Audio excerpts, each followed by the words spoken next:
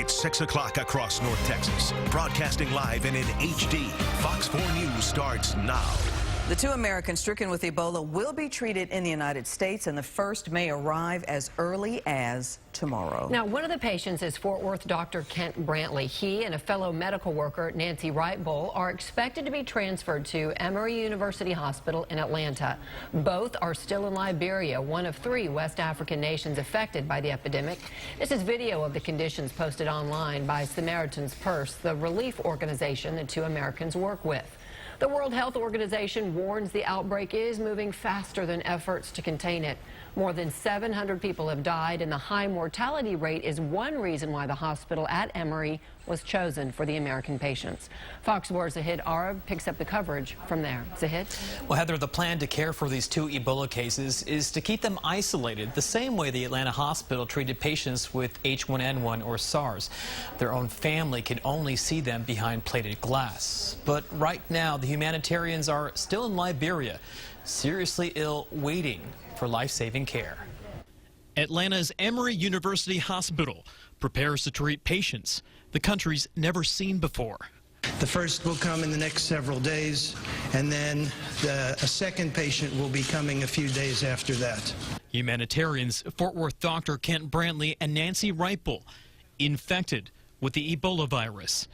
Despite concern, we feel that we owe them the right to receive the best medical care. Doctors reassure the hospital's containment area is ready and equipped to treat them. We have a special containment unit. A unit that's one of only 4 in the country with an expert staff trained in infectious diseases. Their focus will be to keep Brantley and Wright-Bull alive. Maintaining blood pressure. We're talking about supporting respirations. Long enough for their bodies to control the virus, for which there is no cure. It's not going to be quick, and it's not going to be easy. A small private jet designed to transport patients with highly infectious diseases will transport the 2 from Liberia to the Atlanta hospital. It's outfitted with a special portable tent. The bubble that they're in has multiple layers of protection. Dr. James Pinkney, who is familiar with viruses like Ebola, says the only way of infecting others is through body fluids or blood.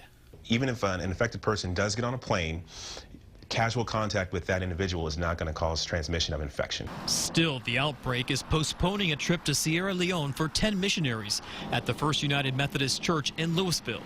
Well, it isn't going to help anything for us to go over there and die. Instead, the group will use money raised for the trip to buy gloves, masks, and gowns for a medical clinic there, an effort to protect workers on the front lines of fighting the outbreak. We're all one global community, and we need to, help each other.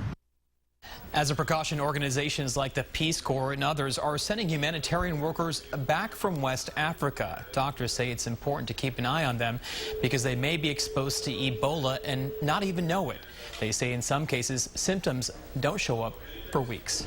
Clarice? Zahid, thank you.